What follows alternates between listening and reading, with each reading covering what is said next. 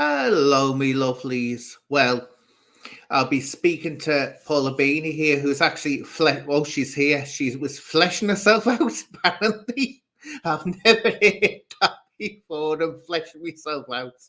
But anyway, we're going to be talking today about what I am passionate about, and this is when victims and survivors are actually being used by people for all the wrong reasons. In other words, it's not a genuine concern about them. They're being used as ammunition to hit back at everyone. But I won't keep anyone waiting. I'll bring Paula and in straight away. So, hiya, Paula. Hello, and we've got Maria as well. Hi. Yeah. And Maria, you are the predator hunter, aren't you? I am, yeah. Yeah, so there and we she are. also has a support network for victims that choose to speak out. She actually helped me gather up a group that aftercare. So she's been absolutely so helpful. Yeah. Oh, that's it. So Maria, just tell us about your work that you do. So basically what we do is we monitor the live stream. This is what my team does. Other teams use decoys. We don't. We work with real children. So we monitor the live streaming apps where there's children that go live and we know of known predators because obviously we've followed them for a long time. And we get evidence of them talking inappropriate to the children live, as well as finding the parents to inform the parents that they're on a dangerous app. And then once we've gathered enough evidence, we call COPS and hand it into COPS where they'll arrest the predator. And the important thing to note is that predator hunters have to be, if they're going to be accepted by especially the police as someone to be trusted, they have got to be 100% trustworthy. You're not talking about going around making threats to people online. That's a definite no. They've got to be cleaner than clean. Nothing there, or the police will quickly see it's an offence what they're doing. So just sort of point that out. But anyway, Paula, you give us an introduction to what you want to talk about today. Well, firstly, Anne, thank you. And I want to let everybody know that I contacted you. And I asked you to do this because we don't know each other. No. And we both like similar people and dislike, we like and dislike different people. But I find you fair. So this is why I chose to put this on here, because you don't know me, that way people can't say, oh, this is fixed. But the reason why I want to come on is because I'm so for victims and survivors, and all I've done is try to promote that. But tonight I'm going to do something that's like kind of right out the box. And I'm going to talk about the abuse that I went through. Yeah. And also, I mean, it's very, and I say this so many times, the way it's going on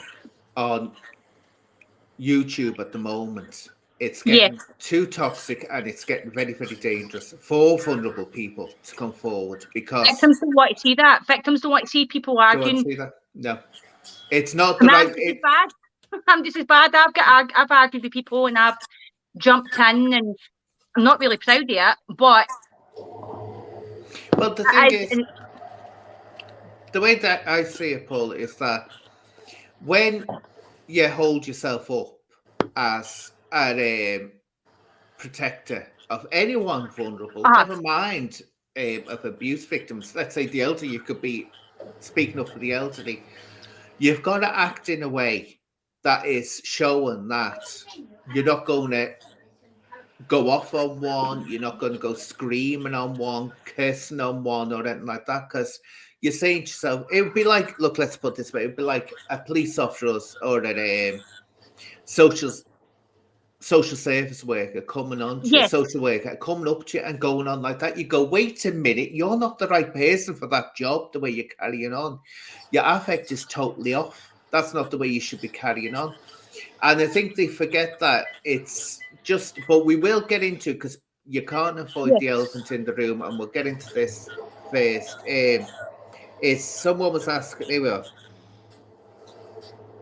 about Tony and also about there was Tony and Paul as well. Who's the one with the banging going on? I've just closed my door. Sorry, it wasn't. It's all right. Sorry. Yeah, it's I'm okay. Me again. Well, what I want to say is that we can't get away from this, what's happened today. Now, I only saw a bit of Tony's. I didn't see all of it. And I saw a bit of Paul's. And Paul was showing this act. Now, let me state, I've said this from day one, I don't think anything will come up on Paul. I don't think it will. I just don't get that feeling from him. Everybody has said that. They weren't doubting him. Yeah, they went out. But it's just horrible that you have to insist that someone gets it done. That's supposed to be getting in touch with vulnerable people.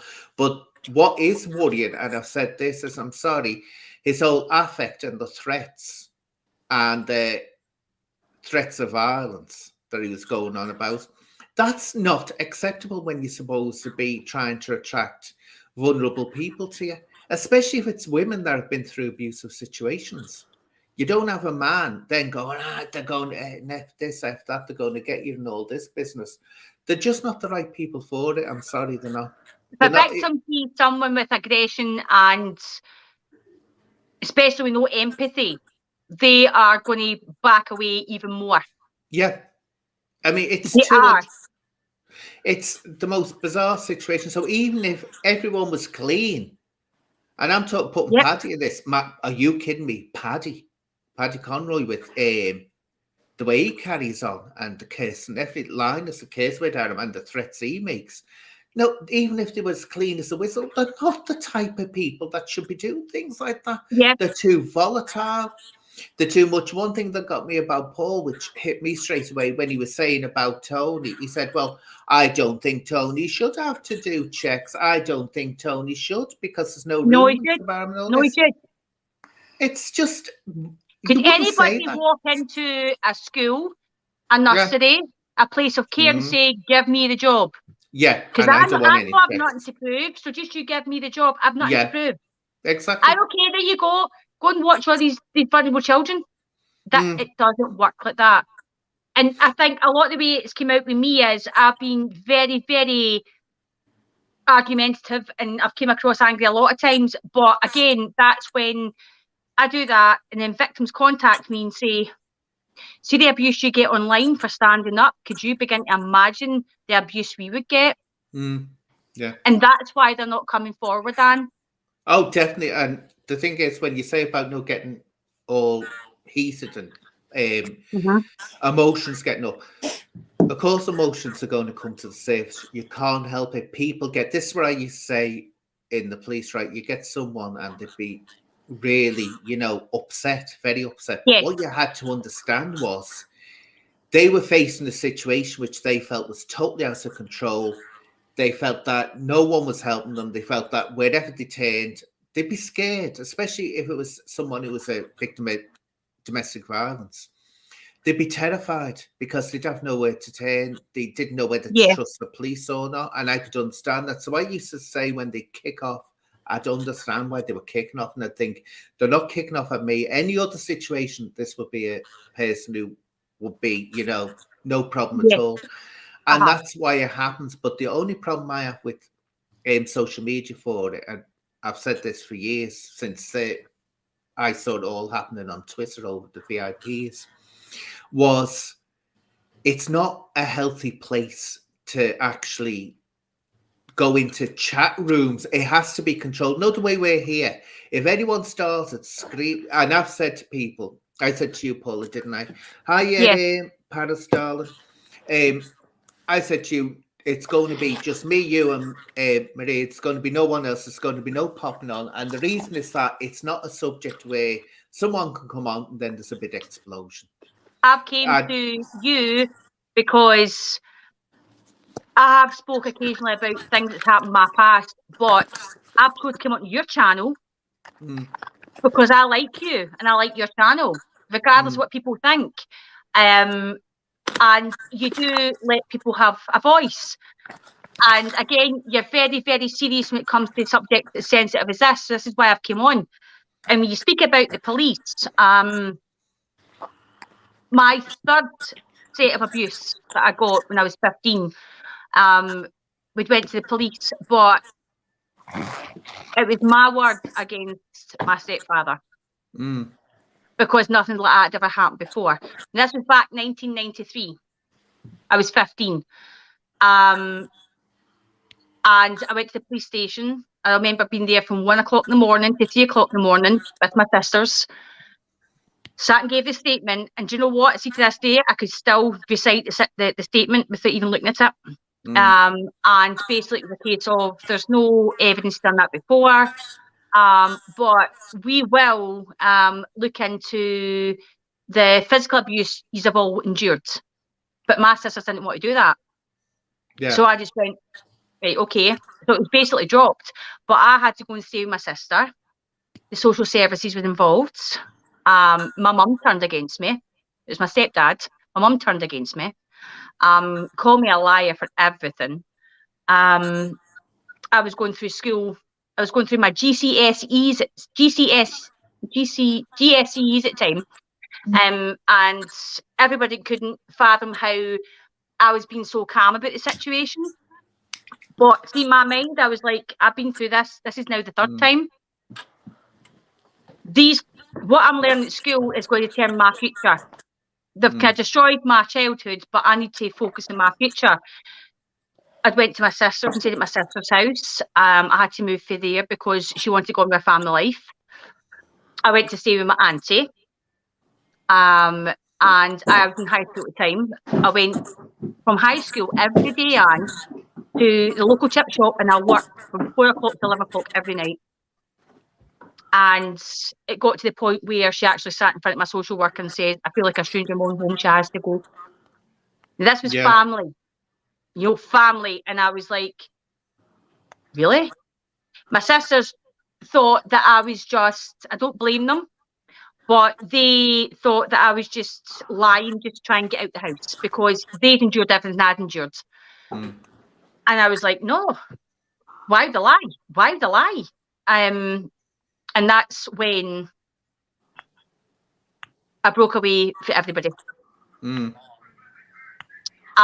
don't get me wrong, I'm 44 now, and it's taken me a long, long time to have strength and courage and support within myself because I've had to deal with it myself.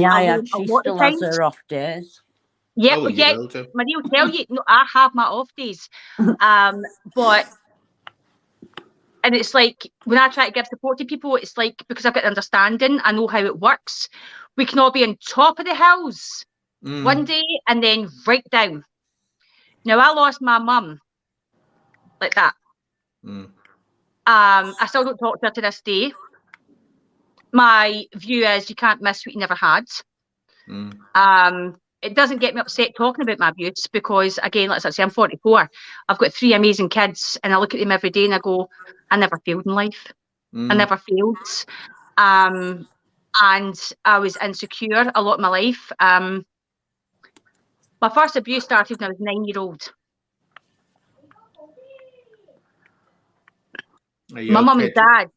My mum and dad used to send me to a paedophile's house. Yeah. Who they were good friends with. And I remember back in the day, and I'm only 44, I don't even know what age you are, but see back at that age when I was 15, see if you had a house phone, you were posh. I'm only 21. Yeah, Maria had a house phone, but we never had one. And he would actually phone the next door neighbour's house. Morning, Mackay, I don't forget names. And my mum would go and answer the phone to him, and I'm like, but I don't want to go up, Mum. And she'd go, just, he's asking you to go up, just go up. And I'm like, at that point, I couldn't fathom why. But it always was on a Tuesday when his wife was at bingo. To this day, I will not listen to Elvis Presley. I always remember a big cookie jar full of 50 pences, and he'd try to play snakes and ladders and things like that with the rest of it. Touched me in places where he shouldn't have. Got to the point where he said to me, when you're 16, I'm going to steal you and run away with you. do you know, I actually feared for my life up until that age. Because I was like, is he going to come and take me? He used to always give me pound notes, because at the time, pound notes were the thing. I used to rip them up and put them in the bin. I don't know what the situation was with my mum and stepdad and him, but the fact that I was being forced to go there. And do you know what I actually done one time for a 9-year-old was quite wise? I had a burgundy velvet dress, and I'd covered myself in talcum powder. So I was like, see if he touches me, there's fingerprints. Yeah. Did they work? Just tell me this, Paula. I want to just come in here on something, because I find this a fascinating subject, and I've always said this. Do you know children who are in situations, whether it be abusive or whether it be where they've got a violent parent? Did you find you started adapting, and are you adapting in a way that you'd learn very quickly to read signs and see if something was approaching? Because I used to say you could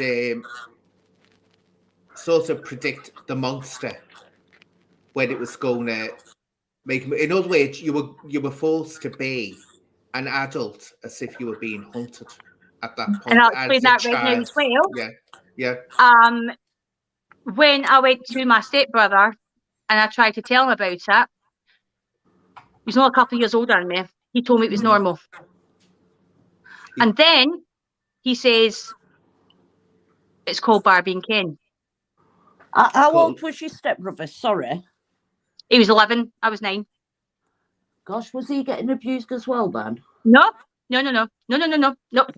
We all lived in a house. There was me, my 2 sisters, my half-sister, my 2 stepbrothers, and my stepsister. But my mum was always very fair. Not one got without the other. But my stepdad just detested us. Absolutely detested us. And this is a big shocker to people who's watching, right? I got my first beating when I was 2-year-old. And it was either because I didn't say thank you or please for a sweetie. We used to hide in cupboards. We used to walk the streets at hours in the morning. My mum was going to leave. Next minute she'd go back. So she wasn't thinking of your safety. They would take turns and beat us. I've witnessed my sister almost being beaten to death. My other sister almost been beaten to death. And the last word I says to him when I was 15 was, nothing you will do will make me leave my mum. 2 nights later, I woke up to him touching me. And honest to God, do you know that way it was like, and again, I can still remember, my bedroom was situated, I stayed in a room with my sister, and through the wall was the bathroom. Now, he claimed he was keeping an eye on the women who we were friendly with across the road because her ex-partner had been in the pub that night making trouble. So he was just looking at my window to see if she was all right. Straight away, my window was covered in condensation. So I went, he would get a better look in the bathroom if he looked at the window. That was my first thought. Yeah. And the way it woke me up was with his cold hands down below. And then he left, and that way I thought I'm going to actually do a toilet on my bed. I was like just in shock. Paced the floors, back and forth in the hall, then went to his bed. I had to wake my mum up for her work at 5:30 in the morning. I'd packed my suitcase at that point. And I always remember having a butter knife because I changed the battery from my light to something else in my room. And I kept the knife under my pillow, and I was like, you come in here, I'm going to go crazy. So my mum had got mum up for work, ironed her clothes, and I'm sitting going, how do I tell her this? How do I tell her this? And she was like, look, your dad's going to meet me later on. There's a place called the Govan Market in Glasgow. Do you want to come? And I was like, Mum, he touched me. And she just went, you what? And I went, he's touched me. She went bolting up the stairs, going absolutely crazy. And then it was, oh, she's been watching too many films, she's been reading too many magazines, she's a liar, the rest of it. My mum came down and she went, don't go anywhere, I'm going to my work. I'll speak to you when I come home. And I'm like, okay. So I stayed in the house, scared for my life. and all I could hear him saying was, she's a liar, she's a fake, she's telling stories, reading too many magazines, watching too many films. And I'm sitting there going, no, I know what you've done. Yeah. So then my mum came in for work and she fell asleep talking to me. So then I went upstairs to my bed, fell asleep because I hadn't slept all night. The people that were good friends of my mum and stepdad, who I regularly babysat before, she came upstairs and she went, come on. Maria, just wait a minute. Maria, can you mute yourself when you're not talking? Because we're getting some terrible sounds coming through. Okay, yeah. Okay. So, are you okay if I have a cigarette online, Anne? Just because I'm talking about serious stuff here. Yeah, but what I want to do, Paula, right? Yes. Instead of going through this happened, that happened, that happened, which is it's important, but it's not getting a message through. We need to take pauses and say, well, what do you think this? How would you say to someone else deal with this? The reason why I've put myself out online is because I am a victim. Right? Yeah. And there was times when I said I wasn't a victim. I wasn't a victim in the sense of Decca Heggie, because I wasn't fortunate for him to get in contact with me. We passed messages, vice versa. It's all online somewhere. But I shut it down. I was one of the lucky ones, I feel. And the reason why I spoke out about it was the consistency and the similarities and the pattern in the messages that every person got. The ones that are speaking out weren't so lucky. So that's why I was like, whoa, that's something needs to happen here. So when I speak out as a victim, it's like what I see happening online, it doesn't work. It doesn't. If you want to help victims, by all means, whoever you are, help them. I praise you. I will help you. But as a victim myself, you're lucky if you can step out the door some days. You get anxiety even thinking about going out the door. You're lucky if you can manage one proper meal a day. You cut off all social ties. You shut yourself down. So what I've seen online is not doing the benefit of victims. And I have actually had victims, and honestly, message me and say, thank you for speaking up and saying what we want to say, because that's not what we want. Yeah. The amount of victims have been triggered for the stuff that they put online. Well, this is it, Paul. I was saying to you, wasn't I? I think I did say it in the messages. All the people that are doing this Heggie thing, the documentary, going after them, we're going to Exploitation, we're going to do this. It's becoming a joke now, to be honest. And I was involved at the start. It's becoming a joke. Wait a minute, just let me get the sentence out. Right. What gets me about it is that they're doing this, but you can see, and I don't want Tony Faces to go off on one, but it has to be said he's got a very personal gripe against Decca, As for Paddy Conroy, I'm sorry, he didn't know. But he didn't know, right? He didn't know. He didn't aim turn on Decca because he was horrified by what he was hearing about Decca. He turned on Decca for no other reason than Decca spoke to Steve Wraith. No other reason. So he can go and take a flying one. And I don't usually talk like this. When he tries to make out that he's out for child protection and all this, this is rubbish. He's just using this as a vessel to. I was friends with Tony. I was several with Tony. Before Christmas time, I'm just trying to think. It was just before Danny was going to do the second fight with Decca, right? And again, it's like all I get is, "Oh, you're obsessed with Danny." Blah blah blah. I'm good friends with Danny, right? I've seen Danny raw. I've seen the real Danny at the other end of his kitchen table. My son calls him uncle. He looks up to him, right? Doesn't get involved with drama. Doesn't ask for anything. But when he was going to do that second fight, his kid's future was going to be financially secured. And I get how some people might not agree and disagree. But for everything that he'd done and put himself out there, I was like, it's about time your kid's got something. Next minute, I got a video message sent on WhatsApp from Tony.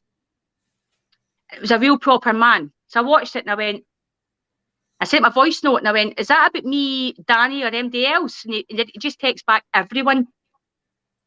And it's involved with Decca, this and that, blah, blah, blah. Don't want to know you. So I voicemailed them back and I says, in this case, this is the last conversation we're ever going to have, because we might not agree with him doing a second fight, but as a friend, I respect that. I respect that. Well, and he fell into it all, and then he tried to turn us all. Well, Paula, this is what I say, right? You've said what the one sentence you said, he would have been able to set him up, with his kids financially, help his kids out. Of course, you're going to go for it. I mean, and also, I mean, but people on, I love the great ones, the moralistic people who stand on pedestals who come out, no, that's not morally right, and all this. I tell you now, if they were offered something like that, would they turn the nose up at if they think? No, they wouldn't. No, they wouldn't. And that's the truth about it. People will go, people are so false about it. Some things you have to be really moralistic on, but others, what great. Well, the only thing that would have been wrong about it was he would have got in trouble with the courts, let's put it that way. Well, he's back up at court next day or so anyway. Well, this is it. He has to be very, and can I just say as well, Anne, see all his support, like all the people that were sticking up for him and everything, there was only a few of us that were there that day in January. Yeah. To see him at court. And when we walked in, he was actually like, he wasn't expecting it. And they were like, and I travelled in the train at the back of Ivan just to get through, because I was like, look, pal, we're here to support you. And the horrible thing was, see, in the courtroom, all they showed was the videos of Danny's aggression. They weren't showing the ones Decca was given. The ones Decca calling him out for a fight, wanting a second match. Well, you see, I said this at the time, Paula, right? What it is that when you're on that, when you're put up on those orders, I said it's a naughty step for adults, and it's to get adults to prove and show that they behave themselves, so that no matter what the threat is that is put out there, no matter what the goal someone is, you still have to. And that's all the court is looking at. Now, he could have, in fact, gone back and said, "Well, if he's so scared of me, why is he goading me into this?" And he could have said that. But essentially, there's a no. Usually, the courts take a no excuse way out. They said, no, you've come off the naughty step. It's like saying to a child, you won't get your sweeties, your sweeties, and then the kid kicks off some more. Then it's like, oh, here we are, here's your sweeties, and you've just said to the child, kick off more and you'll get what you want. So that's what that's designed to do. It's like, no, you'll get punished. I don't know which way it will go when it happens. And so I was saying at the time, it was the wrong decision to make. He's an adult. He has to face the legal consequences to it, even though Decca did. And we all saw that Decca was goading him into us. But he has to, but thankfully he didn't go for the second one. And I say, Decca does play games, and he does. He's not stupid, Decca. He's a very intelligent man, very intelligent in some ways. He knows how to get a storm going, and he knows how to play a drama, so he benefits from it. So, and they're all falling into his hands. Yeah, exactly. They are. But the only problem I had with Danny, and this is it, because I know when it was all like, oh, hero Danny, and I was like, well, wait a minute, no, he's not a hero, not to me anyway, because I heard about his past, and I was saying, yeah, he's trying to get where he wants to be. But the thing that really disappoints me, not just about him, I'm not going to just take him, Paul Ellis and others, was on this situation of, the service laws checks and all that. I was going on about acros. They all were resolutely silent on us. And they were actually saying, him and Paul Ellis, they found it more important that Tony got on with Humble Dryer, the friendship was intact. I thought, no, you've got it all wrong. You should be saying, no, get these checks done. Then do it, because give Humble Dryer his due, and I think he's blocked me. I don't know. But Humble Dryer has spoken out, as did True Media. True Media was the first one to stand up and say, no, this is getting worrying, this. And they shouldn't be And if it comes back clean, and this is the thing, Paul, I want to stress, if it comes back clean, Yes. right, that's no bad reflection on any of us asking True Media or Humble Dryer, because guess what? They shouldn't have had to been asked. They shouldn't have had to have been asked. But it's been played out now like, look, we were right and all this. It's like saying, you know what you've just related about your childhood as a 9-year-old and what was going on? It's like turning around to you and saying, well, what we'll do, we'll try it out and see if something happens. And then if something doesn't happen, say, no, we're good parents, nothing happened. It's like, no, you took a chance. You took a chance. You took a chance. That's bad enough. Do you see what I'm saying about it? Yeah, no, definitely. Absolutely, definitely. I wonder and what you know Maria, what does Maria think about that if she hasn't gone? Maria? She's gone off, hasn't she? She's I'm still here. I thought you were on your sunbed then. No. And she was at the swing park today and she got overexcited on the swings and she thinks she's broke her hip. Oh, God. At trampoline park. I know, 49 years old, man, I'm acting like a kid. But anyway. So what do you think about that? The fact that they shouldn't have had to been asked in the first place. So cheering on is not the right thing to be doing. My personal opinion that it's everyone's watching, everyone arguing now, and so people are going to question whether everything that has been said about DH is actually true now. Yeah, exactly. Do you know what I mean? People are. Yep. They already are. I've seen it. I've seen it all going on. And people saying, oh, I was on the fence with you, Decker, but now I'm not. Because he's looking everyone 100% the victim to some people. But I missed the live where apparently Tony's cleared his name now via social services or something. Well, I actually missed it, you need to show the proof online like everybody does, because he was the very one that always belted out to DH, show your actual, show your evidence. Yeah. And then Tony did show a certain amount of his, and then says he didn't have to show the rest of it because he wasn't a podcaster. Do you know what, pal? See, being a podcaster, okay, fair enough. But see, when you're saying your child protection, that's a bigger deal. Yeah. That's a bigger deal. See if you all want to go and sit in a wee table and show each other acros, fair enough. That is not showing the public and it's not showing the victims what's on that. Well, the thing I have about it, Paula, right, which got me, was when I realised it was a social worker that he was talking to. This person, it wasn't him, it was this tattoo fella or whatever it is, with a strange voice. There was some kind of voice altering machine going on there. But it was a social worker. Now, I know from working with the police, the social workers will have access to the PNC, the Police National Computer, they will do, but what they will not have access to under any circumstances is niche. Now, niche is the one, and I've always said this, niche is the one where if she's always got something going on in the background. Miriam, I'm just going to mute you for a second. Right. It's just it distracts you, doesn't it? I know. But yeah, they won't have access to niche, and this has been the thing I've said from day one when I started trying to expose cover-ups at the Merseyside Police. Niche is where you find them. Now, the only people that can access niche are the police themselves or the Home Office. No one else can. It's totally locked up. Yet that's the one where you see if some important person is being covered up with no further action, no further action, no further action. Yeah. And I saw that happening with my own eyes. I'll unblock you, Marie, because I feel bad to unmute you. Sorry, I feel bad. My house is so noisy. Yeah. But so a social worker will have to the PNC, but as I say, they won't have access to niche. And also, it's not a Sarah's law or Claire's law check. It's not. And I don't know how. And also, what got me, I thought, wait a minute. I'm pretty sure you can't put it up online when you're talking to the social services like that. Social services are a very, very strong network. And they, again, I've got a support worker that comes in for my daughter because she's autistic.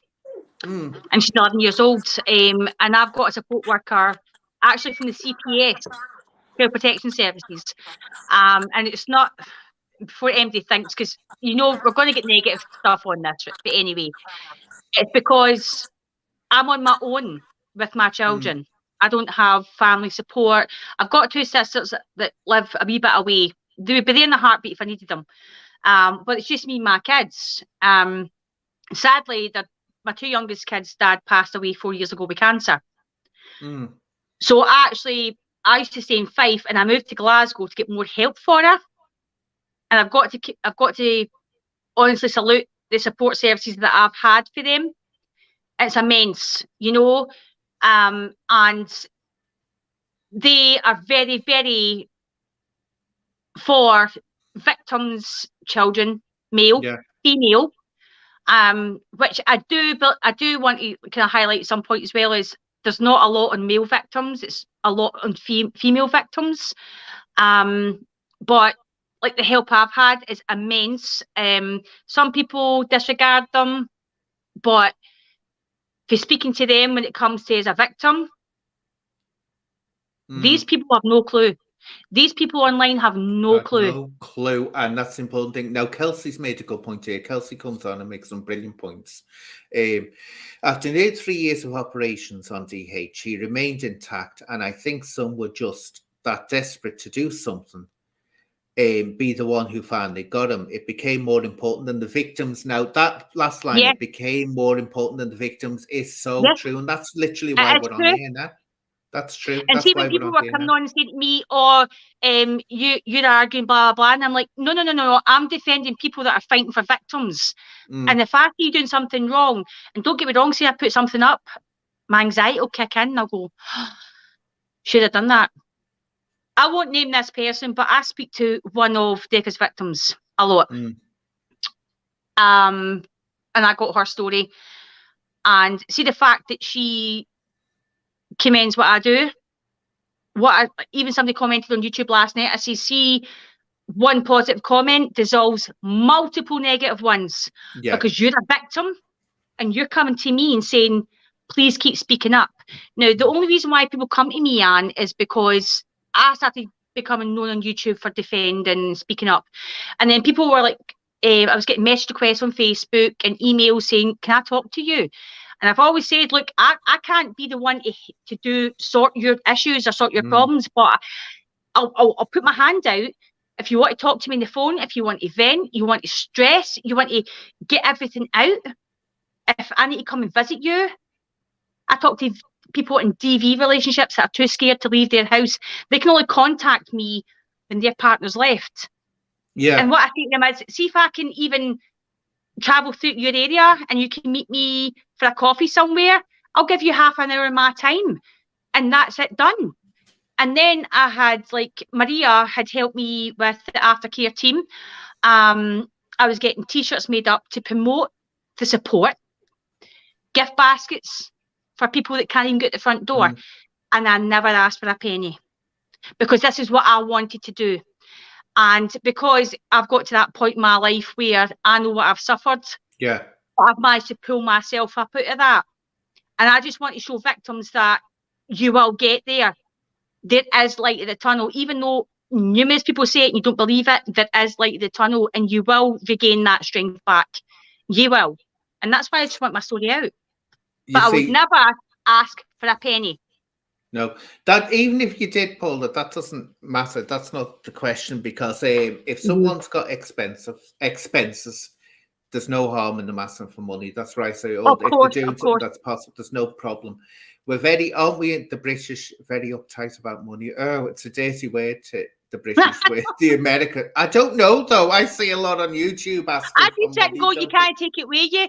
And I done a food shop a couple of days ago because I actually bought my daughter a wheelchair because her walking's becoming a bit difficult and she gets tired and she's kind of isolated a lot of the time. She doesn't want to go out. So I was like, I'm going to get a wheelchair. And the minute I showed her that, she went, I can go outside, mummy. And I went, yeah. So I'm getting outside the front door. She's getting outside the front door. It's all about making positive impact. There's so much negative on YouTube, Anne. There's so much, and I get how we all defend each other, and you know, we do talk about what we believe, but think about the victims that are watching this. Can I just chirp in before I mute myself again because of my house? Right, I want to say two things because it's going public. There's things in the background that people know nothing about to do with these victims, and we're trying to get justice. So why people trying to contact victims, which I'm only been made aware of this the past few weeks, but why people are trying to contact the victims, they're just stepping them backwards and talking about them when we're trying to encourage them to, you know, take a step forward. And another thing I want to say before I mute myself is all that garbage that was on Paddy's channel, it had nothing at all to do with Paddy. The information I was receiving was to do with Tony and nothing at all to do with Paddy. It was just concern for Paddy. That was it. Right, I'll mute myself again. Bye. Oh, God. But I couldn't think of more. I was watching Paul Ellis as well, and he's still making threats towards me and all this. Apparently, I've done something outrageous. I find that disgusting because when there was a bit of a brawl between me and an Irish lady online. Yes, I spoke to her on a channel and I was able to contact her through get me on Instagram, babe, she says. And I was contacting her through Instagram, sending voice notes. Yes, let's do this. Let's work for the women or the rest of it. But then the more I saw, and I actually spoke to a few victims, right? And it's, do you know what? Like I said to victims, I says, see with a victim, right? You're not the only person that's went through trauma. So to have that, you don't know what I've been through. You've never been what I've been through. You can't understand 3 wrong sentences straight away, right?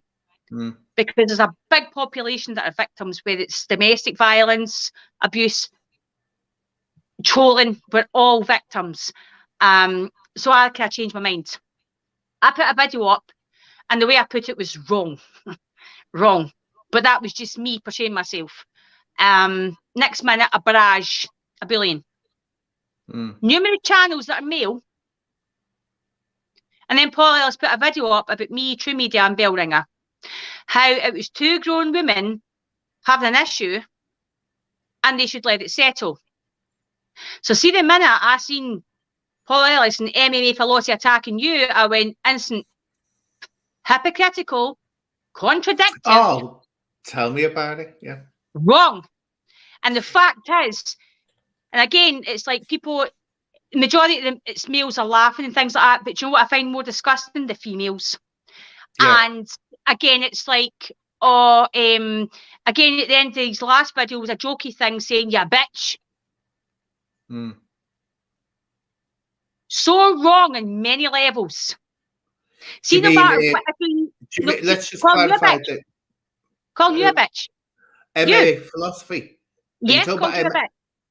Oh, I know, but he's being jokey at the moment. I don't take any offense. That's what I'm saying. Again, it's like, see if you're coming across at one level and going, oh, I'm serious a certain subject, and then try to come across jokey, you're giving mixed signals. To the point people are saying, I don't know if you're joking or no, pal. I think what's happened to MA philosophy, and I've said this about him before, he's still very much like a teenage boy. He's got that mindset, and it's like, oh, look, I'm in with the fellas now. He's in with Paddy Conroy. He's in with He's like, oh, we're a gang, aren't we? We're great. I'm with the lads and all this. He's still got that, I say, teenage mindset. So he's going to be acting all like that. And you know what? I don't think he's a bad person or a nasty person, but for him to put a video up about me saying, I had your back, do you know what? See the amount of channels that were slating me? Were you on comment and fighting me? No. Yeah. You might have thought good of me, but you weren't supporting me. What they've become, and this is what, actually, it was Paul Ellis who brought MMA philosophy into all this, because he sent out the message, how to get in touch with MMA philosophy. Because of this documentary. Come on. But there's going to be no documentary because the victims don't want to be involved, by the way. None of the victims want to be involved. No one will, but the thing is that it's this idea of, you know, they're putting themselves on pedestals and then they're going out threatening people and threatening with violence and all this. That's not how you act. That's not how you should be behaving. And also, they're protective of each other. It's like, my mate wouldn't do that. They don't even know each other. They don't know each other to say, my mate can't do that. And that's why it really got to me when Paul, though I wasn't surprised with it, Paul Ellis was like, Tony shouldn't have to get his checks. Why should he? Blah, blah, blah, blah, blah. He shouldn't have to get his checks. And I thought, well, that's only because he's your mate. You're saying that, or you think it's your mate. But what they're doing, they're using it now as a cyberbullying angle, especially Paul Ellis. He's going after people now. Oh, I'm going to do this. I'm going to do that. And this is what's, you know, it's dangerous. So it's not about victims. It's not about survivors. It's about them scoring points. And that's the wrong thing about it. So they could be as clean as a whistle. They're using it as ammunition to get at people that they don't like. And that, well, look, right, what more proof do I need with Paul Ellis than YouTube, the legal department agreed what he put up about me was defamation. So you can't that's how truthful he is. But then he's on the video screaming at, was it dark bot secrets? He's going to find them out and all this business. That's not the attitude if you're going to be getting in touch with vulnerable people. They're not trained counsellors. They're not, you know, it's just ridiculous. And I went to, in fact, there's a story, when it came out of the DECA stuff, I don't know if you remember the channel that was on for a short while, The Equalizer. Yeah. He put a video up about me calling me a killer. Now, if you Google Paula Bennie Falkirk, this traumatic story comes up about this woman who I think she's in her 50s now, which is definitely not me because my ID was never shown up. But they put this story out about this Paula Bennie who had was an influence of drugs, I don't know if it was alcohol as well, and had knocked down and killed this woman. So I then went on and put a right to reply, and I was like, do you realise what you have done? You're that illiterate and educated and full of nastiness. You just Googled my name and found the first thing you can see, and you've put that online. I just pray to God that none of those family victims or whatever see that, because that's going to bring up trauma from years ago. So I got my passport put up, my college certificate, because the date of 2008 was when this happened. And I used to stay in Renfrewshire, and I was at a college called Paisley, Reedcare College in Paisley, and I put it all up to show, and do you know what? It still wasn't good enough. People still called me a killer. Again, I did an HNC counselling psychology, and I actually went there to try and get my own head. And I always joke and I'll say it didn't work, but I got an HNC out of it. But that still does not make me qualified to counsel or tell somebody their life's going to be okay. I just want to be there and help them in any way I can. Highlighting or promoting the perpetrators, those that are accused of doing what they're meant to have done, is not doing anything for the victims. They just want to see results. That's it. And this is what's happened. It's literally, as I said, it's daily trauma. Daily trauma. It's daily trauma. But what they've done is they've totally destroyed a lot of chances the way they've carried on of any justice come. What they say is, oh, well, nothing was being done anyway. But you don't look upon it like that. It can take years to get into justice. It's not an overnight thing that happens. But it's a total kind. I've never known such people that you just wouldn't. Paddy Conroy, Tony Bakers, Paul Ellis. Are you kidding me? I mean, if you had an application, if you had a job out there for child protection team, even if they all came back clear, you'd say, no way am I having that with that attitude. It wouldn't happen. You know what, Stephen? I was going to laugh there, but it's even funny. Now, also, when I put the video up, because I was defending True Media, I'm not going to go too much into that, but I've spoke to you about that, and you know about that. And that's why I defended him. Next minute, they're female friends, and I'm not even scared to say her name because one, she doesn't scare me, doesn't intimidate me, because anybody that thinks I'm arguing with you, I'm going to come for you. Really? Rhonda Briggs, Rhonda Hall. She commented, "Meet me, chick. I'll buy you a pint. I'll sort you, all that sort of things." Basically, want to fight me. And then all the people that was commenting was egging it on. That is not what victims want to see. Yes, she did. Is she with them? Is she in this? Yes. Is she that one that was giggling with Tony? Yes. I know what you mean. She's the one that's saying, "Ha ha ha, I've got so much, wait till it comes out." Do you know what? You've been amongst all this way before any of us. Get it out. Well, all that I'm saying is, I don't know much about it, but I've seen them. I don't know much about it either. She took a dig at me. I had her on Facebook, and I'd put a post up because I'm just too honest. And I was like, anybody that's friends with them, get away from me, get off my page. Because I'd done a charity walk for the #refuge, and all I could raise was £65, and I've got all these people on my page, but they're all donating to somebody that's not registered legal. That was my issue. Then she commented on my Facebook saying, "If you're talking about my breakfast, I paid for it myself, chick." It was a good saying, if the shoe fits. But I wasn't targeting. I was just saying that is not what victims want to see. Now, Kelsey is saying that Rhonda's in the chat. Oh, I don't know whether that's gone now. I don't know whether Rhonda's there. No, but listen, I know they're all watching. I Here, just wait a minute. I never said fight you at all. No, wait you a didn't. Paula, I'm going to have to ask you to keep calm. No, I'll take that's lies. Wait a minute. Lies. She's got a right to defend herself. Of course, right? yes, no, definitely. Hey, well, just let me say this.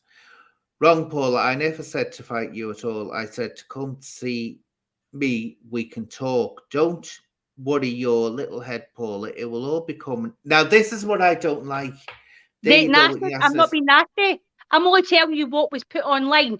And see when she said to me something about, wasn't it, I'd destroy you or... Just let's ask a question. I'd do something to you. That's what she said. So that is a threat of violence. Listen, not a problem. Let's ask her a question. Rhonda, what do you mean by it will all be coming out? What are you referring to? I don't mean to tell me what you're going to bring out, but what is that meaning? It will all be coming out. So if you could say that in the chat, because I can't ask you on Rhonda because I don't want to slag a match kicking off. And Paula, what I think she meant is that when you've talked to her and she tells you everything she knows, that you'd have a better understanding. I don't think it was a threat at all. I need to go back into the whatever channel. I'm sure it was. In fact, do you know what? I can't actually get it back because True Media took the video down, but it's now put back on Bell Ringer. But she did actually comment something like that. But listen, Rhonda, genuinely, if you want to talk to me, whatever, fair enough. I do not want any beef with anybody, literally none at all, because, like I said earlier on, Anne, we're all victims of some sort of nature. So can I just say something right? Because Rhonda seems to be calm. She's not kicking off there by the looks of what she's saying. She's not kicking off.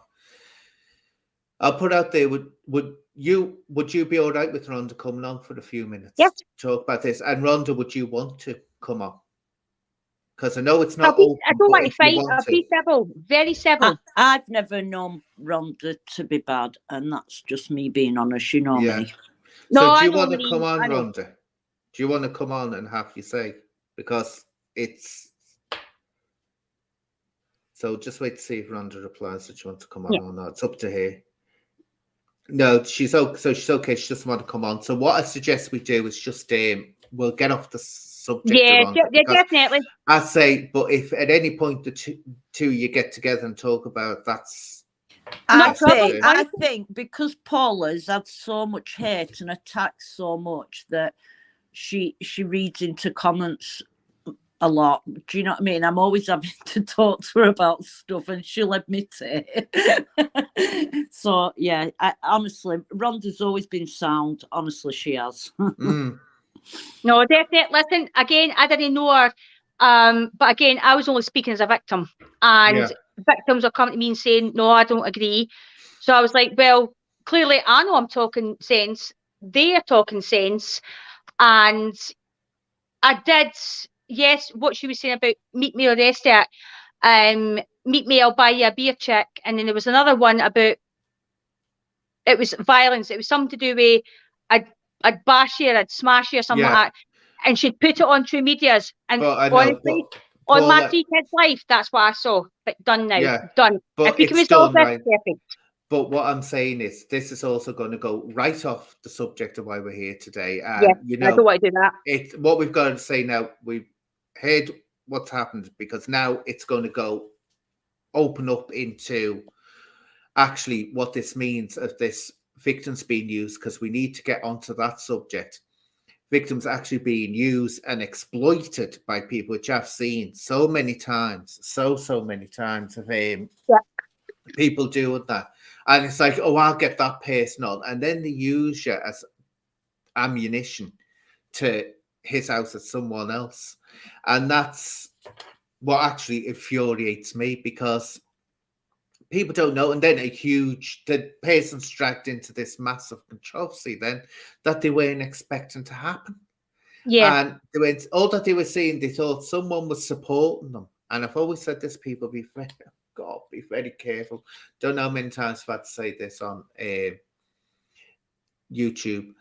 Yeah. If you need support or backup, and we all know that the services are lacking, they don't give you that backup or support, be very careful about trying to find it on social media, because I've seen situations where people have given over private details, personal details, and someone's actually threatened to release it all when they fell out and to put it all over social media.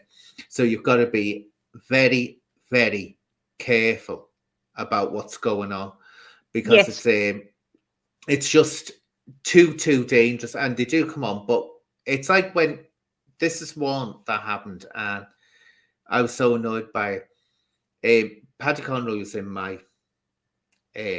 chat on one of my lives, and he suddenly said, Tony, loads of 13-year-olds have been coming forward to Tony.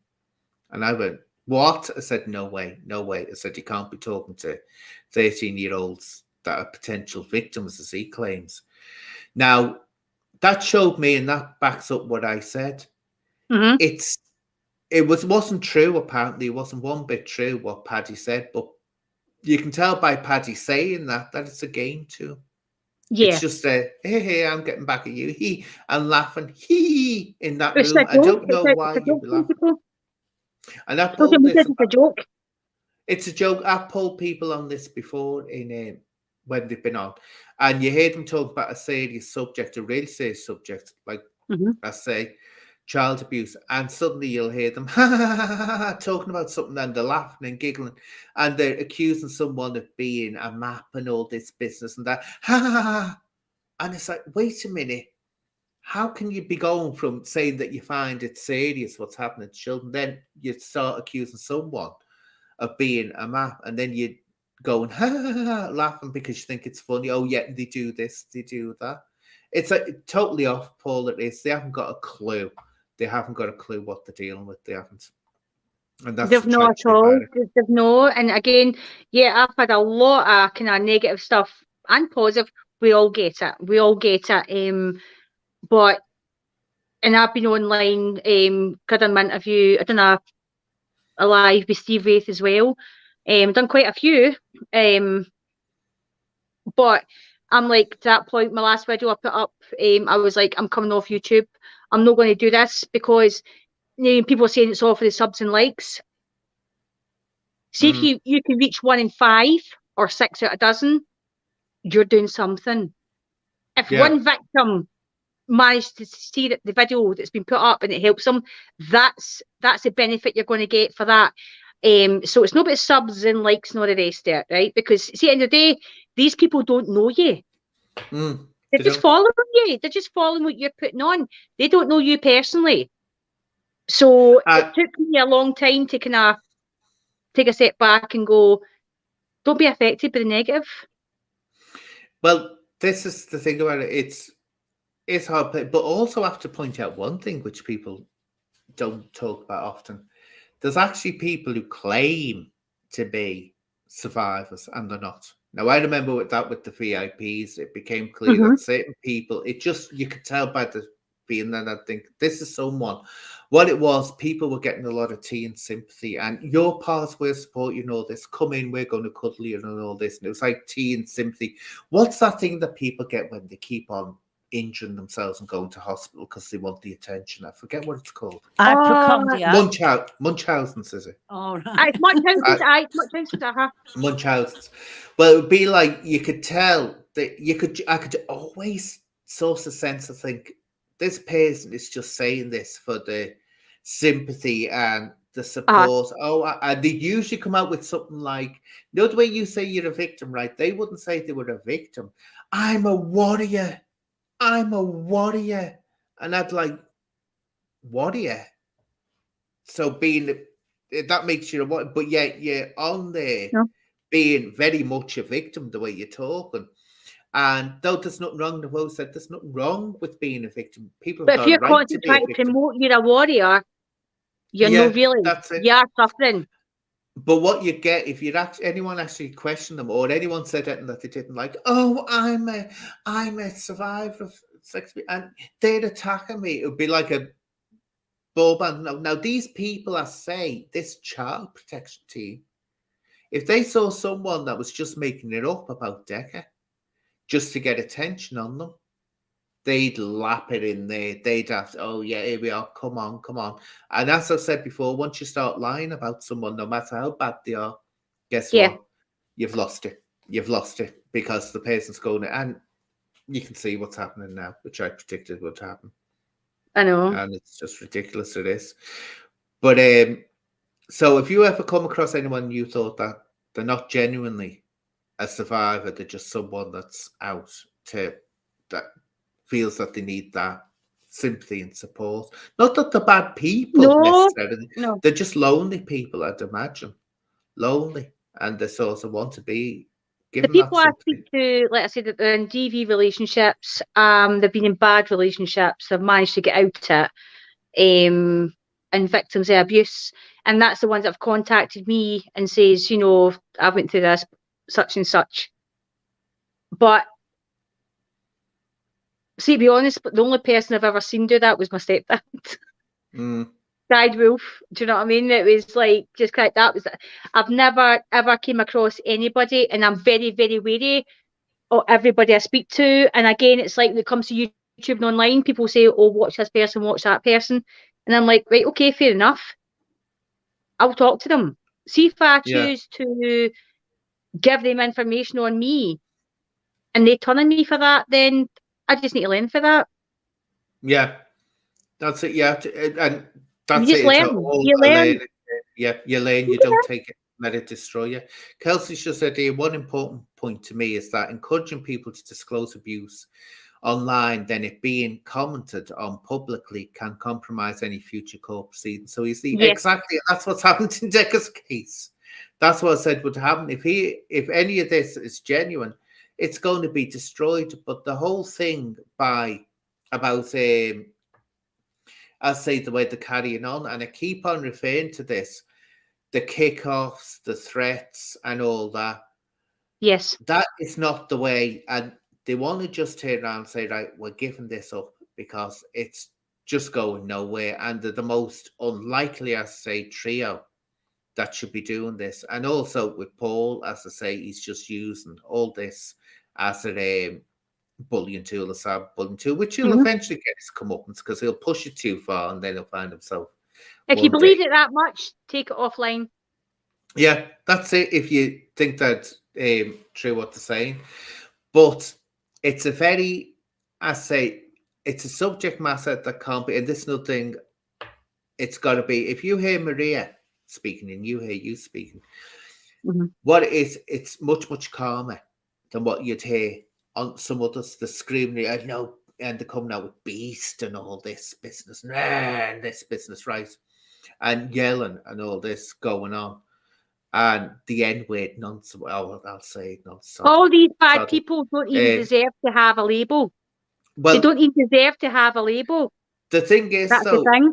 what the thing is, they're throwing it out there, and you think this is just, it's not because they believe what they're saying is true, it's because it's a good way to bully someone.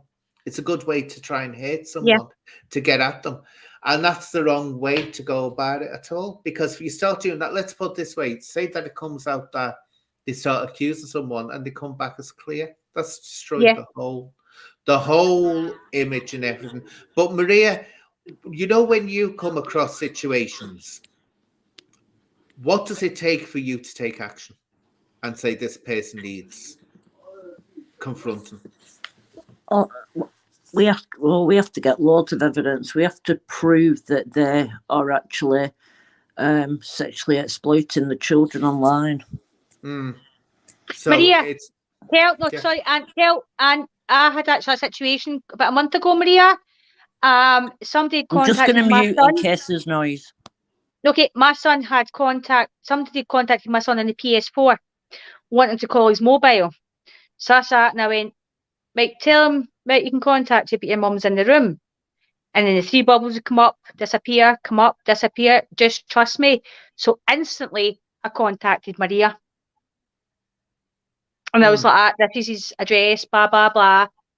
And she tried to add him and he blocked her. So again, it's like, that's how I know she does what she does good. Yeah. I don't get this one here. What's this? Fight Ninja. That's just absolutely. He supports dark bots who I'm civil with. So see that? I wouldn't trust a word she's saying. Do you know what you're doing, pal? In a calm way possible. Thank you for your comment. But what you're doing is you're trying to silence a victim. So no, what it is here, what I'm taking from this, right? And this is somebody saying it, I wouldn't trust the word she's saying, and who gave her the degree to help others? Her best mate, Danny Chris, who beat and choked us up. Now, this is what I'm not saying. I don't know what your interactions have been with Fighting Irish, but what I'm seeing from that is something I said about Danny when he was being held up as this hero. I said, you've got to remember. Because I'm a victim and I'm supporting him. Yes, I get this. I do. And fair play to him for saying that. No, I'm not saying that. Not saying no, that I'm saying Fighting Irish, his comment, fair play to that. But what I'm saying is, you know, it's all this. I'm still on the backseat with Danny Christie because I'm saying all this. Oh, he's a wonderful man, all that. I don't know how much of this when he was suddenly brothers and sisters and I'm reading this, whether that was just a ploy because he knew he was appearing in court or not. I don't know. You know what? I'll happily stand up for him. And he never asks anybody to do it, but I'll happily stand up for him and say, And again, that's what I said. It's like, do you know the thing is, I only ever mention him in my videos because I know that the minute I put a video up, somebody's going to condemn me for that. Yeah. So I've seen Danny raw, and I've seen him emotional and honest. No, this wasn't a ploy. This wasn't a ploy. Honestly, because you know one thing was Danny said he was not going to be, he would not make a statement against anybody, even Decca. He would do jail time before that. So there you go. He wouldn't, no. And again, you know, it's like I spoke to Danny a few times and about all the YouTube drama, and you'll say, Paula, stay off it. You don't know these people. They don't have an impact. But then when MMA Philosophy had put up a video of me the other day, I actually spoke to Danny and I was like, look, Danny, I says, see this about me being a grass. Okay, do you know what? Hands up, I wasn't fully paying attention. I was just, because I was finding him very offensive, regardless of him defending me when it came to the Irish lady. But when I seen him putting all that stuff up on his channel, not just about you, but especially about you. And that kind of hit me, because I was like, do you know what? No. So, you know, we put the video up, and I actually commented on it, and I says, look, do you want to talk to me? Do you want to sort it out? Once again, the message get bypassed. Danny actually commented, you know, and he was like, look, this is all getting out of hand. In regards to Danny, I know his mum very well. Beautiful, lovely woman. They have got past that issue that happened years ago. They've worked past that. He doesn't agree with what he done. Oh, I know that. I mean, so see for people to constantly, see for like people to constantly bring that in, it's like, do you know what? See, the thing is, have a look at his channel. He's got pictures with him and his mum, and how he's close to his mum. Yeah. And yeah, that was a silly thing.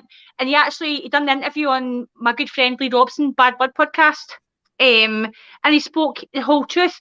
And again, and see, when we come onto these social platforms and we're trying to, you know, it's like, for me, I was like, I'm going to tell people a bit about me, because maybe that will help them understand why I'm so passionate, why sometimes I get angry and over opinionated.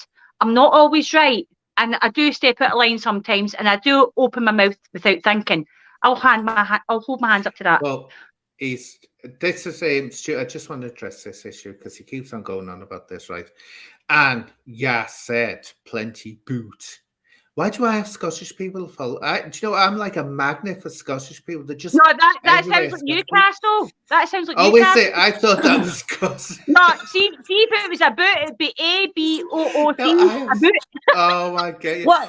What I don't get, sorry, going back to the comment before, is right, just because of what Danny did to his mum, what has that got to do with Paula? You know, reassuring these victims. I just don't get it. It doesn't have anything to do with that. It doesn't agree. Do you know what I mean? I don't understand. No, all that I was saying was that it's never sat with me that Danny has held up this big head. I'm still waiting to see if this, you know. Do you know what? At the end of the day, Danny can hold his own. Danny can speak his own mind. Well, and I always feel cringy when I mention him, because people go, "Oh, you're this obsessed, sad, lovely." And I'm like, "Do you want his phone number? Do you want me to go to his house and get his boxer shorts and sell you them?"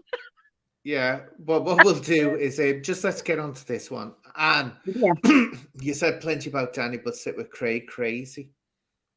You know, because I talked to Video Craig, and by the way, do you know what? I've just kind of pay attention to him.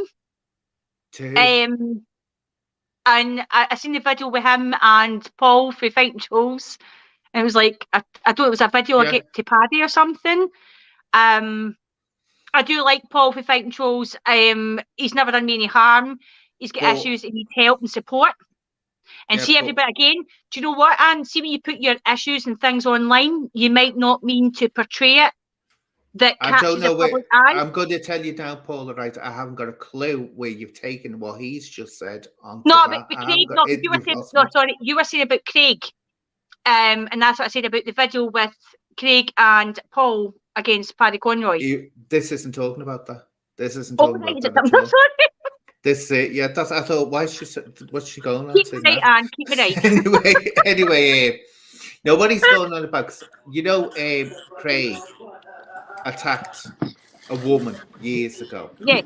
Bitter and all that, and so, I get stick over that, but you're talking to Video Craig and all that. But it's like the same thing with Danny Christie. I'm not saying Danny Christie can't move on. I'm not saying that at all. I'm saying it's when he's held up as a hero, or he's the man at the moment, you know. Yes, I get that, yeah. That's all that I'm saying, you know. This is the thing I get touched on as well, Paula. I always get touched on. And this, years ago, when this VIP thing was going off and there were heroes popping up everywhere. Oh, you're not here. You're going to end CSA. You're going to end CSE. They were going to people like Simon Danchuk and all that. I used to say, right, Disney's heroes. In other words, someone would be held up as the great god of saving children. And you just knew it was going to go like that. And I used to say to them, there's no such thing as heroes when it comes to CSA. There isn't. And I said, if someone wants to be a hero, get rid of them. I said, get rid of them straight away, because it's not that arena where you want someone who wants to be held up and a statue built to them for the work and all this business. Yeah. And that's the problem I have with it. These, as I say, they're held up. So need to get, and you see it with this, you always say, John, oh, you're a good fella, you're a good woman and all this business. And you're thinking, well, they've never actually done anything, only talk about it. And it's like, I know, it doesn't, that's it. It's ridiculous. They haven't actually got off and done anything about it. Listen, I'm the only hero around here. I'm joking. I'm joking. Do you know what the thing is? Me and Maria talk to, well, I'd say Maria talks to people that I don't really get on with, but, you know, it's like we don't have that dispute, don't we, Maria? We're still civil. We respect that. People on YouTube. Yeah, and we respect loads of them. Do you know what I mean? Do you know what? I don't cause beef with anybody. It really is. But as for Video Craig, I'm sure that he regrets what he said now as well, you know, because it keeps coming back and biting him, doesn't it? It was a very sick joke, but, you know, it was in the past, weren't it? And people just keep bringing it up over and over again. Yeah, that's what happens. And but he's not doing bad for it. The people are bringing up the issue with Danny's mum. Are they feeling to think? They must be feeling to think that's going to have an effect on that woman. It's bringing up trauma. So I'm learning to. I'm trying to learn to think before I speak. I think though, with what it was with Video Craig, why people brought her up, because at the time, well, he still does. He was going for Decca. And it sort of looked like a big hypocrisy, which it did. And it was basically to say, well, he's going for Decca. Whereas Decca actually been accused of physically attacking. I don't know, has he physically attacking a woman or anything like that? I know he's been accused of taking advantage, hasn't he? And I'll PM you later. Yeah. Okay. That'd be great. That'd be great. Not a problem. But, yeah, so to me, it's sad because it's all gone very ugly at the moment. I think the destruction level is so high. People are getting dragged into it. And also, they're just ripping each other to bits, and they're not actually focusing on the one subject. And that is, what is the positive thing that's being done here? What is the positive outcome? You know, you've got your child protection team. What positive thing has it done so far? Promoting bullying and violence and intimidation is only going to create more victims. I tell you what could be happening pretty soon if they don't behave themselves. One of them could be getting a new addition to his acro if he carries on. Did you see the new thing that's I actually noticed on Facebook, and it's about the Clare's Law and how if somebody's had like charges or like domestic violence and things like that, if you get with them, the police have got the right to inform you and such. Now I've got I don't know if he's watching tonight, Jay Eggleston. He's a good friend on Facebook. He's a BKB boxer. And one of the things that he had put up on Facebook today, and I totally instantly respected, and I says, I get your point, because he says, yeah, I'm all for, like, he promotes and helps support the side when it comes to female abuse. He says, but what happens with the men? Yeah. And it should be, I feel it should be highlighted more. Do you know what, Anne? Honestly, personally, I think you'd be the one that could help a lot of other people on this channel, YouTube, to try and come together, because there's so much bitterness and so much anger. And we've all got different beliefs, and I get that. And it's got to us all fighting against each other. See, this is the thing. It all becomes infighting, and people say to me, right, this always amused me, that I'm a drama starer, that I stir up the drama. Listen, you know something, I can listen, and I speak to people that aren't too keen on you and things like that. Like you probably will, like you get comments on this channel, but see, as long as me and you're civil, which I've had nothing but that from you. Trust me, But nothing but that from you, and I highly respect you. And see the hate you get, I am actually dumbfounded by that. Well, this is what happens, right? As I see it, Paula, they do go below the belt, and They do I with see you, them. and it's disgusting. But the thing is, they turn around and they'll go on to like people's channels. This ones that set up mock accounts of me, or they have my picture on it. One's called No Bullying or something like that. I don't know what. And it's on Paul Ellis's channel, and he's liking it. It's been on Paddy Connolly's According to channel. Paul Ellis on But MMA wait a minute, video, he's got stuff on you. Paula, I know, I'm going to mention that. Sorry. But now it goes on there. But what they don't realise is that when that's happening, that's going right against them. Because I won't go over again, but I've said it before about another podcaster who had an opportunity, could have had a brilliant opportunity offered to him, to actually make it into like a little business he was doing, his videos. And because he was going round liking what was considered to be hate speech, well, Yes. it was hate speech towards me. And part of the deal was he'd have to be able to talk to me. And I said, no chance, not going to happen. He's been involved in this. I've seen him liking it and all that. And he's attacked me in the past. I said, so it's not going to happen. It destroyed him. And it destroyed that chance. That chance was taken away from him. So when these fake accounts, these hate accounts are going around, they're actually giving me the opportunity to say, that person's a bigot. That person's a bigot. That person's a bigot. But I know, that's not you being a bully. But I know you highlighting triggers. That's fine, but you're highlighting triggers. Paul Ellis has turned around and said again, "Oh, I've got this on that. Look, whatever he's got there. When I see it, I'll decide whether I take action against him or not." Because see that man is not intelligent. That's disgusting. Honestly, it's disgusting. He's intelligent. Well, this but is you know it's what? just like, oh yeah. See, for me, right? Because, like, again, it's like I would happily do an actual or whatever I need to do, right? But I've nothing. I've no charges. Diddly, nothing, right? But if people want to, I would happily apply for that to show people. I think though what it is, you're not in a position where you're going out there saying, oh, I want victims to go, and saying to them, come here.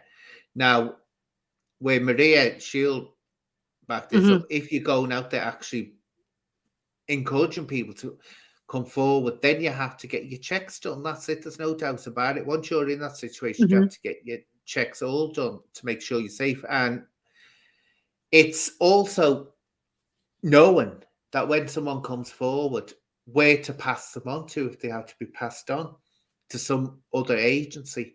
That's vital as well, because tea and sympathy can do a lot. It can. Tea and sympathy can do a lot listening to someone. Some people just want to be listened to.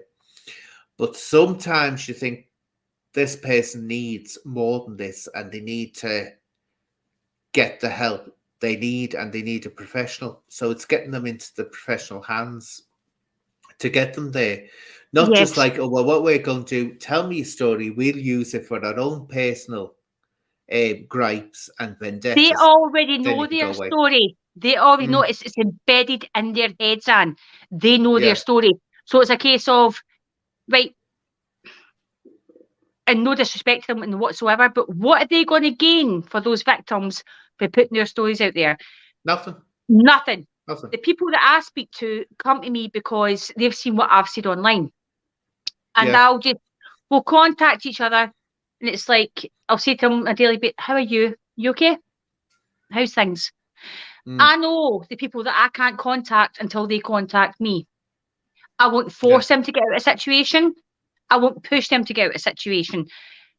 And again, when I was on, I put a video up, it was like, I'm the voice for the victims until they are able to stand behind me.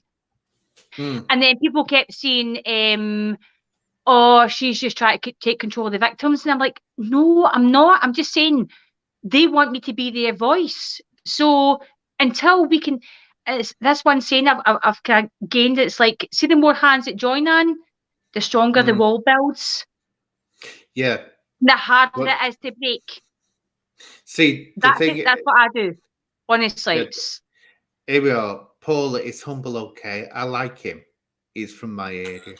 Humble is on a ban until Saturday, I think. Oh, no. And he's got a new channel called John Humble. I know, so he's on a ban with me he's as fine well. Though, yeah. He's on a ban with me. He's not fine with me, the way he's carrying on.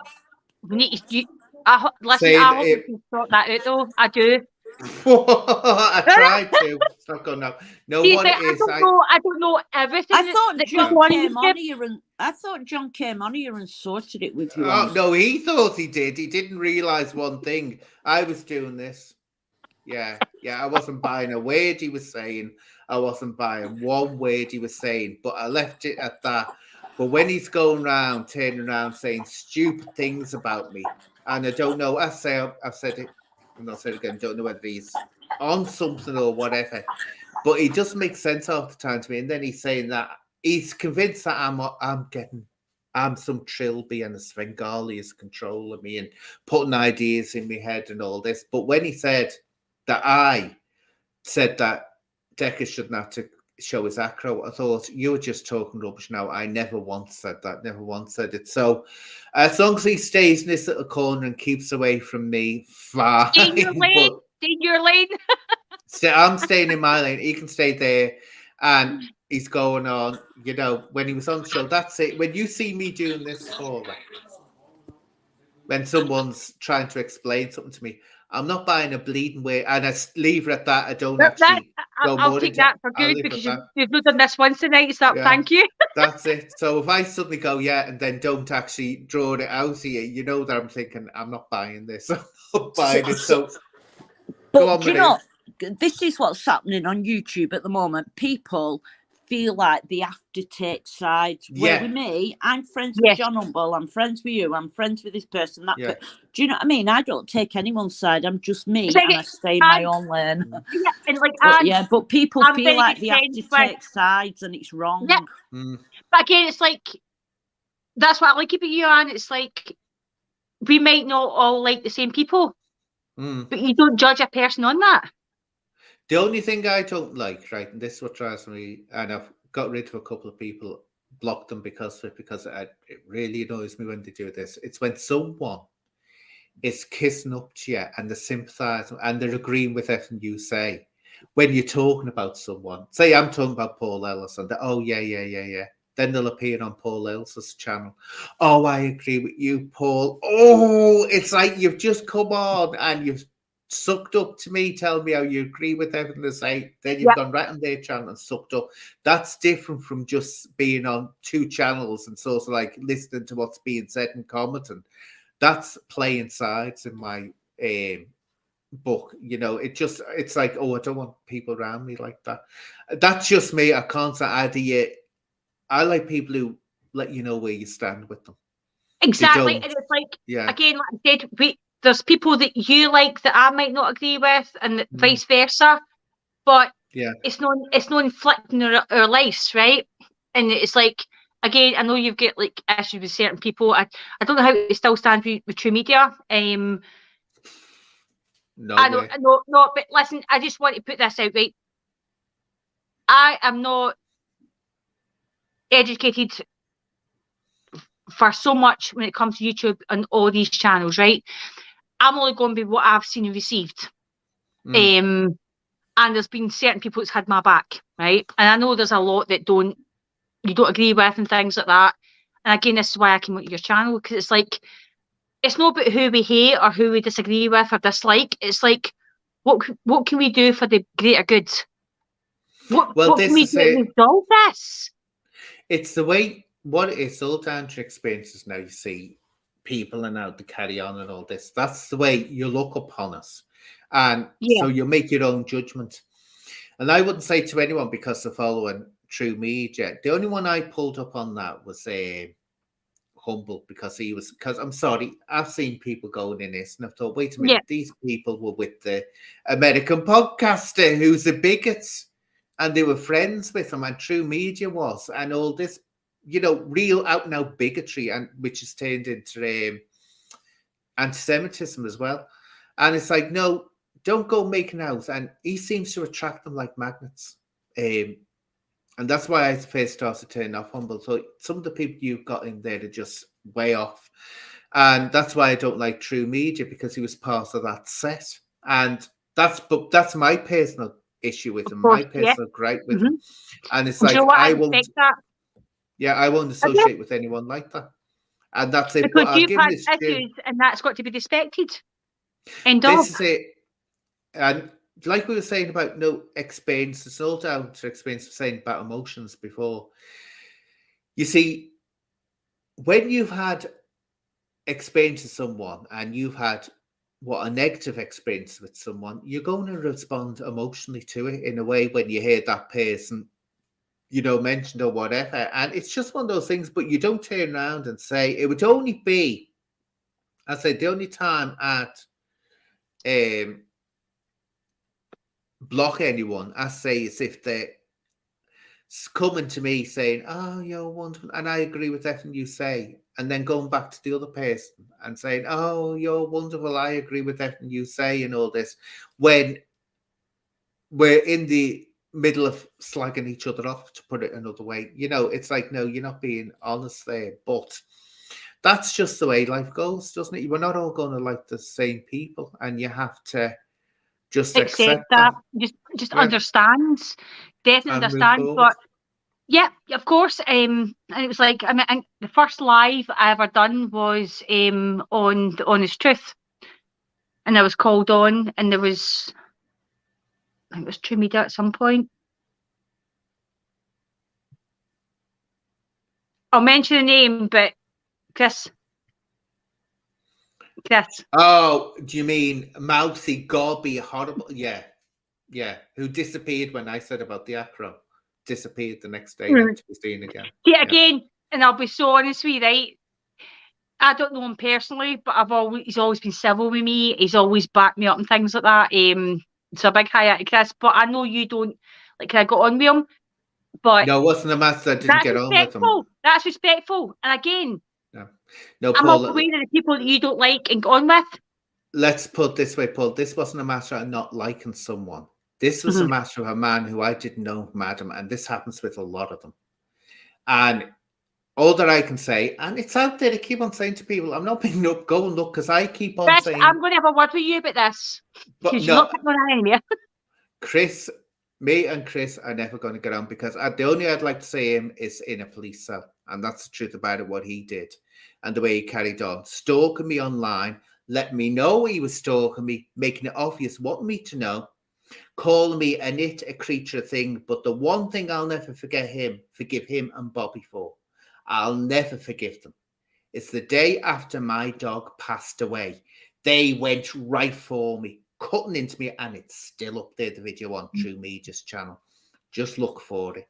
And it's like, yeah, your dog died and all this, and they've got the American podcaster on there going on. And so I thought, so in his way, the certain things, remember, Humble Triad asked me this when we were talking. He said, would I ever talk to the criminologist? And I said, no, it will never happen, because we all have a certain line, Paula, that we can't cross. That someone crosses over. I don't know him, but I think he's friends with True Media, but I don't talk to him. That's why I don't like True Media. True Media's same with all of them. But I say it's your right to talk to them. That's it. But I say to people, but that's because you'll have certain people that will have your back, and honestly, God, it's like True Media and Bell Ringer and that Chris was the only ones that had my back online when I was honestly, and on my kid's life, I was on my hands and knees on my floor, and I was sobbing my heart. I couldn't deal with it. It was different. See, different defending somebody online to receiving it personal. Yeah, that was hitting me. And Chris, True Media, the lot, they all Humble, the rest of it, they all supported me. But I get that you've got issues, and I respect that. But the thing is, and that won't change how I think about you. Yeah, but Paula, this is it. Why were they helping you? Who were the after at that time? No, yeah. I saw that interview with you, and it was about Decca. And you said, and that's what I like about you, turned around and you said, no, I'm not a victim of Decca's. And that's why I thought, oh, you're a genuine person. In other words, I am. you never said that. And that surprised me. And I thought, no, this person's genuine. But the whole reason they had the, the criminologist on as well, that was just to attack me that in the beginning, because that channel was started up to attack me and try to bring me down. Then they turned their attention on to Decca. Chris Hartley's actually away from the honest truth as well. He walked away from that as well. Do you mean Bobby? No, Chris walked away from that. He's not part anymore. I know, but the thing is, I say I wouldn't spit on, but again, that's my I get that. I wouldn't honestly, spit on him. I wouldn't, because I'll never forget that. My dog wasn't. And I hope that people that are watching this now can sit and see how we are speaking about having different opinions and how we can still talk. Yeah, you have to. That's how it should be. You have to, you have to sort of like agree to disagree, but certain people, there's no way. He's one of them. I mean, if you said to me, would to speak to Bobby, or would it even speak to the American I said I had the choice, the American podcaster or Chris, the American podcaster, and people would be shocked by me saying that. The reason I'd say the American podcaster was because Chris was a level of viciousness and stalking and nastiness and real trying to put a dagger right in there and make me break down. That I thought, no. Do you know that? And I've never done it to him, Paul. No, but you know that Cookie, True Media, and Bobby walked away from the honest. True Media, Cookie, and Chris walked away from the honest truth. And honest truth in a video, I think I lied tonight. It was 9 o'clock tonight about how about them apples? What apples? Paul Ellis, not the rest of it. Paul Ellis, I think it was Acro or something. He put up something on YouTube earlier on about Alive at 9 o'clock. How about them apples? Well, this is it. But again, I say you've had your experience. The followers and the likes and subscribers. That's what it's all about, Anne. That's all it's all about. Look, right, Bobby, right. I've seen him from day one, and it's awesome because he was with the American podcaster again. That's how he got his name, from the American podcaster. He got called Uncle Bobby.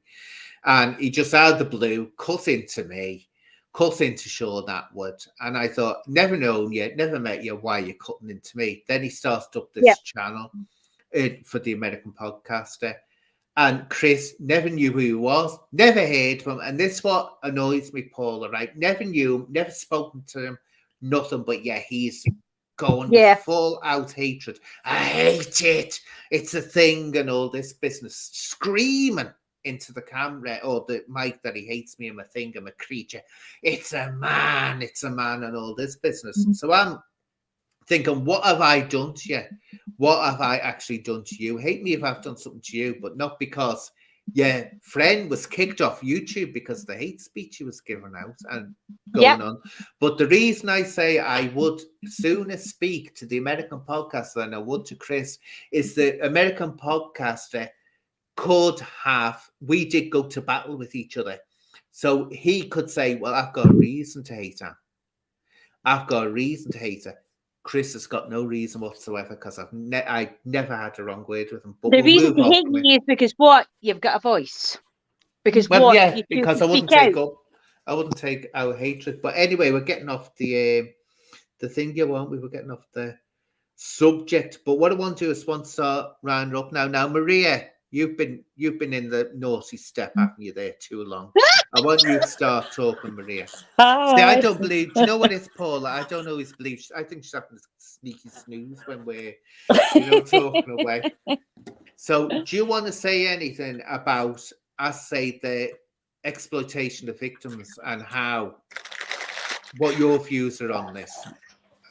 Well, from my understanding, talking to other people that are involved, no victims weren't involved in the documentary. So if they're talking to victims, then I don't understand what victims they're talking to, because you know, like Paula knows herself, that victims don't want part of it. So, right, well, I'm just going to put this out there, right? Because I'm sorry. here she goes again. I'll mute. No, you don't need to mute because you're involved in this. No, you're involved in this. And again, it's like, I love everybody I talk to.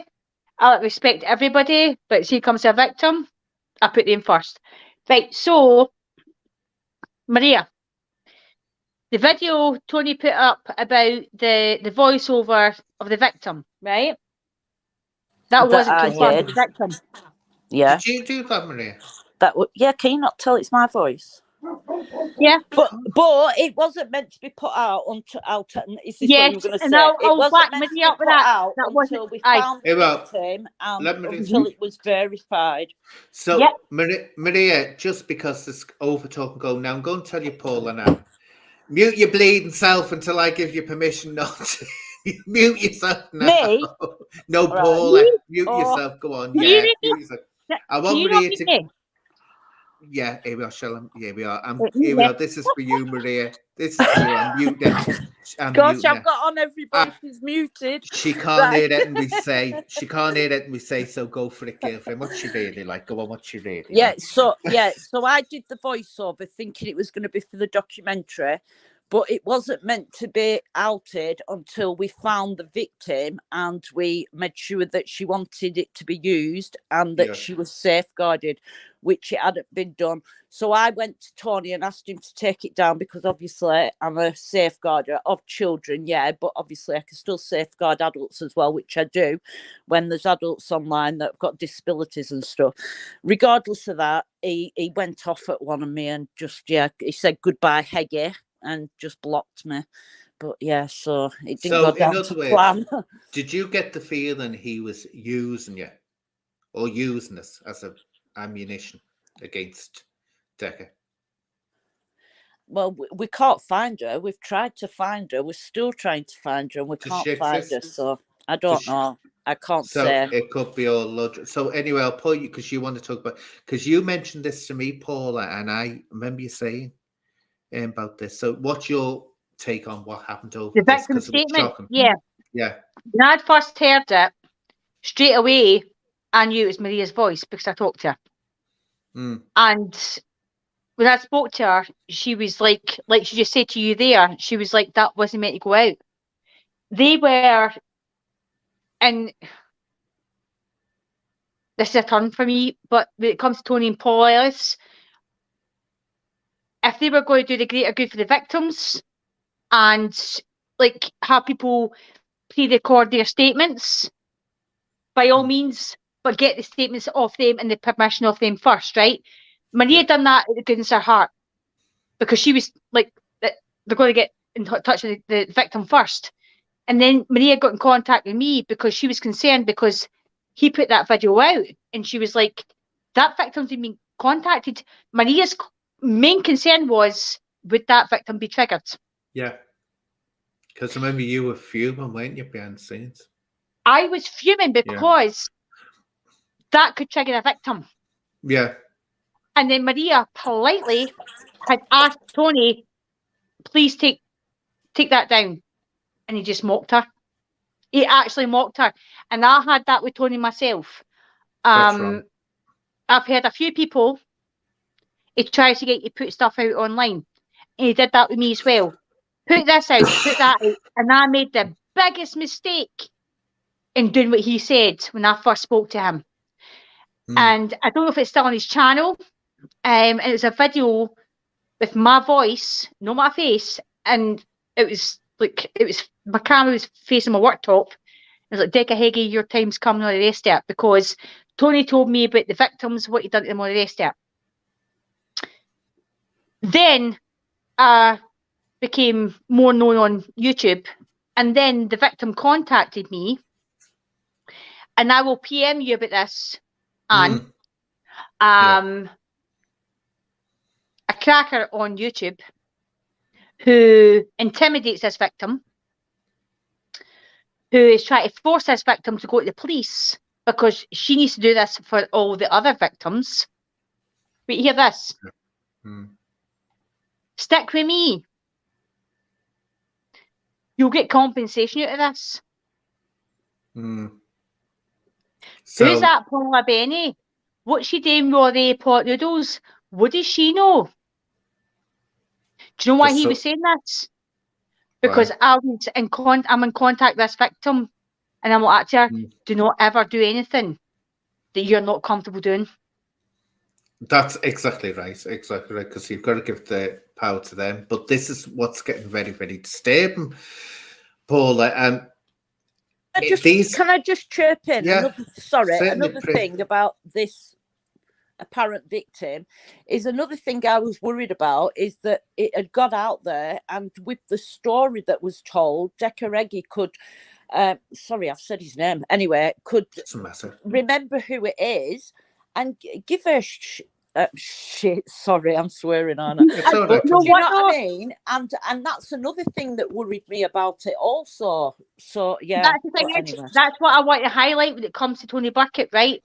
Because it gives you that, and I don't care how people portray this, it gives you this false pretense. I say this and say that, I know this and I know that. And I made that mistake of putting that video out, right? And then months later, I get the victim that I've named messaging me. Because this said person that I'll PM you about, Anne, had said, she's named you. This very person supports Tony Bucket and everything he does in naming victims and saying stuff. You can't do that. You can't. You just can't. And that, do you know what I said to her? And I said her voicemail, I was like, I'm so sorry. I didn't even know who you were. But I just repeated the statement stupidly, what Tony told me to say. And trust me, I've got all the WhatsApp stuff to prove. And I said to her, I'm coming off YouTube because I feel that I've kind of took a dent in what I'm purposely trying to do. And she's like, no, Paula, listen, thank you. You're being honest. Don't worry about it. Yeah. But this same person is still supporting Tony Bucket.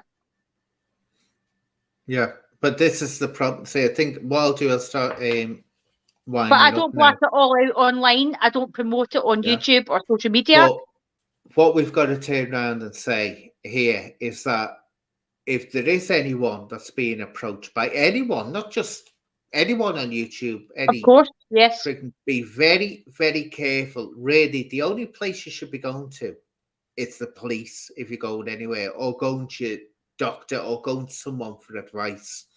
Not going online and saying, here we are, use this.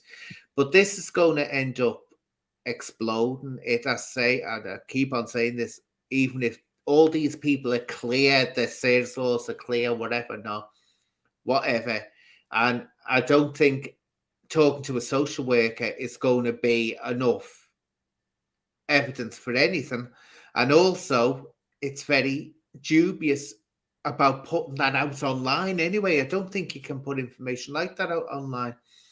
But it's not being done right. But people, you have to be very, very wary about, or don't, there's nothing to do. If someone comes to you, don't say to them, oh, why don't you talk to this person? They're really good and helpful, unless you know that that person will keep it private and offline. Private and offline. Not go blasting it all out online and doing that. But like me having someone on that is actually going through trauma. This is what I had about other podcasts, someone going through trauma at that very time and having them on. No, you don't have them on alive when they're going through it. You have them on the line live when they're strong enough and in a position where they can talk about it. But anyway, so summing it up, any last advice from you, Paula, and this advice to potential victims or advice to people who want to help victims when it comes to online safety and how they should respond? What I would say is get in touch. Do not feel that you're on your own. Oh, where the hell's my mic gone? Can you hear me? Yeah, we can hear you. It's just that your photos froze. And that's I know. all. I've lost my link. Yeah. No, by all means, we're all victims in a lot of ways. we all go through trauma. We all deal with it differently. But if you want to get in touch, myself and Maria. Are you going up, Paula? So, Maria, what do you want to say? Last advice to people actually out there who are either victims or are they know victims about what they should be aware of before coming online and communicating with people. I think if there's any victims, they need to speak to a social worker or the police. But like Paula was just about to say, if they feel like they need to speak to somebody else, they can always go to me or Paula, and we can help them and advise them on what to do and where to go. But also, can I say that what with Tony, because he's not a victim, I don't think he thinks properly. When he's putting this stuff out, I think he's putting it out there because he wants to get one on Decker. Yeah. But he's not thinking about the victims and what they're going to go through and what could happen to them. And do you know what I mean? They've never been important in this situation, never been important to these people. Not just Tony, I mean to all of them, to Ellis, to Paddy Conroy. They're a means to an end. They're just there to get what they want. That's it, in his house of people and all this business. So you're right, they're not thinking about I don't even think Paddy's involved in it, to be honest. I think he's like busy doing his own stuff still. Well, he keeps on saying he gets dragged into it, doesn't he, by them, you know. I think he thinks, oh, these people are supporting me, but he keeps on saying things. So I actually like watching Paddy Me when he's going on about his stuff, but then when it gets silly, I just I can't handle the potty mouth on him. It's just like I don't like potty mouths, full stop. So I'm potty mouth anyway, but you behave here, and so is Paula. And Paula's frozen there, looking very stern. Paula was then. But anyway, what I'll do, I'll wind up for now. Thanks, Maria. We'll have a chat again. And to Paula, sweetheart, thank you for that. So bye-bye for now. Bye. Bye-bye, everyone in the chat.